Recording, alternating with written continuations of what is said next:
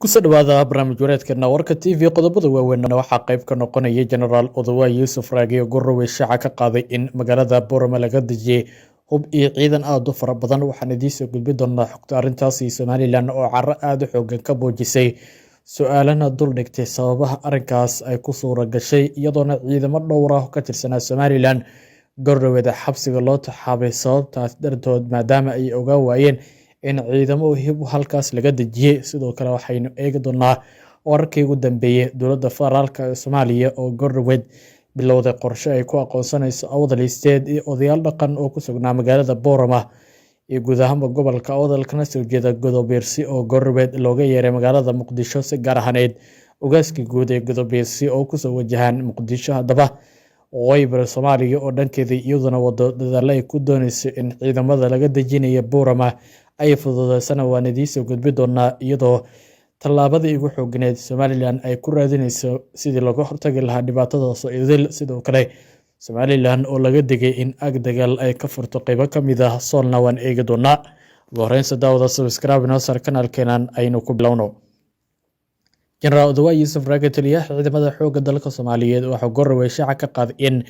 magaalada Boorama ee xarunta gobolka Awdal halkaasna buddig ahayd maalmihii ugu dambeysay colaado iyo dibadbaxyo aad u xooggan iyo sidoo kale qalalaas u dhexeeyay beelaha Godobeersi sidoo kale xiisay inay ka taagnaayeen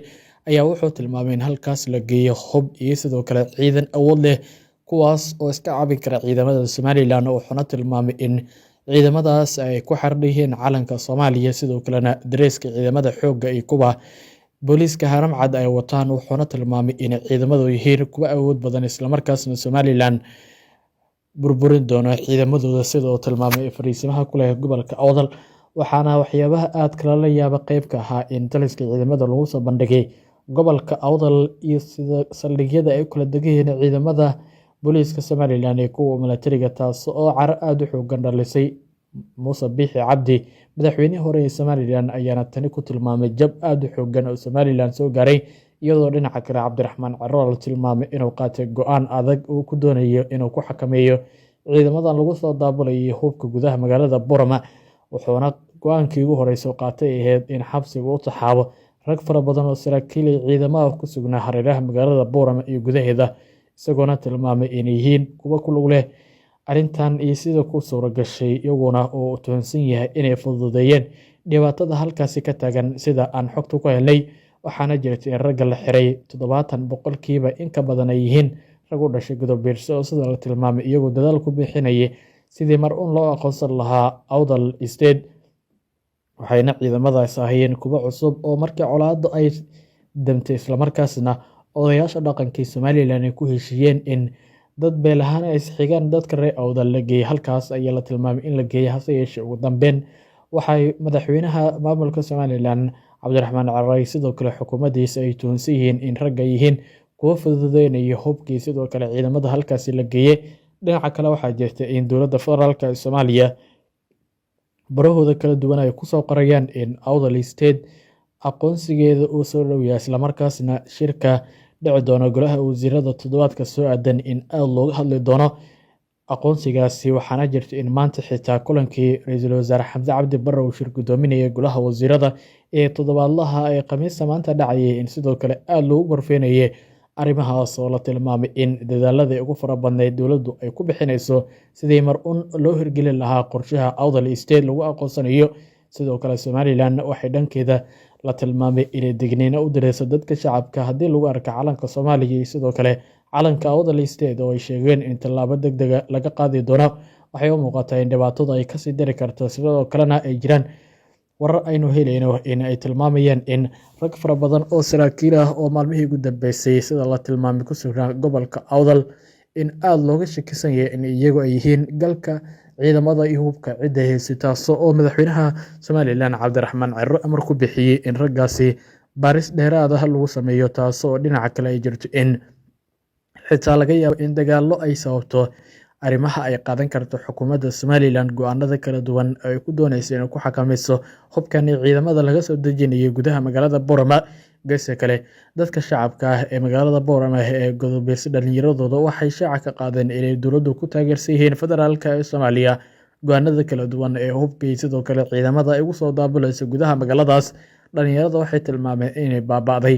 rajadii Somalilan ee ku aadaneyd aqoonsigii 30 sano. Sidoo kale waxay tilmaameen in Somalilan iyadu ay iskeed u burburi doonto haddii ay gobolka Awdal ka baxdo, taas oo muuqato in rajadii dhalinyaradu ay ka quusanayaan Somalilan 30 sannadood ugu dambeysay lagu soo caanamaalayay, islamarkaasna aqoonsi ilaa hadda aan helin.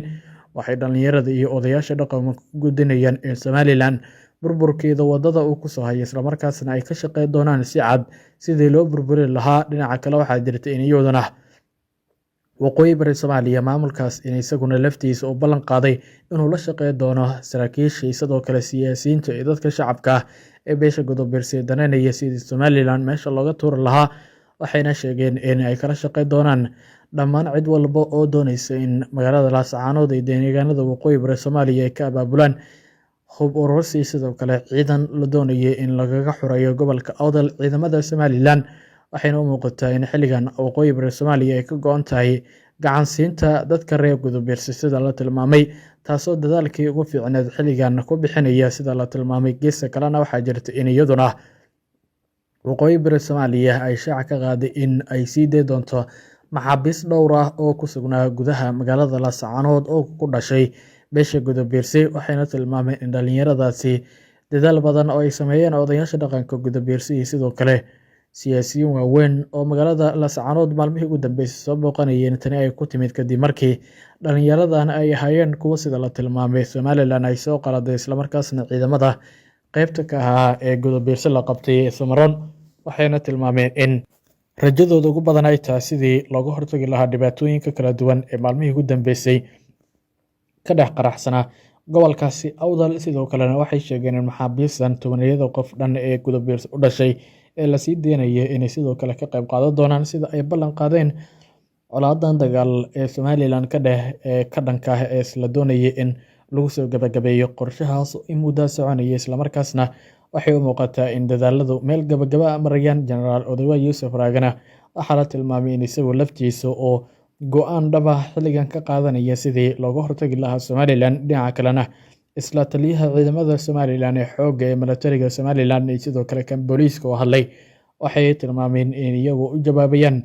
Generaal Odawa Yuusuf Raage inay gacanta kusoo dhigi doonaan hubkii sidoo kale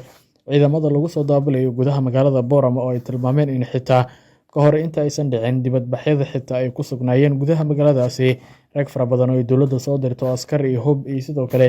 lacago aad u fara badan watay, kuwaas oo xitaa qoryaha isneebarada watay sida taliska Somalilan ay shaaca ka qaadeen. Waxay u muuqataa in arrintu meel xun ay marayso, islamarkaasna go'aan dhaba aysan qaadan karin Somalilan sidii arrimahan loo soo gabagabeyn lahaa sida aynu xogta ku helnay. Guud ahaan haddaad naginta barnaamijyadeedkana subscribe noo saar. Nabadgelyo.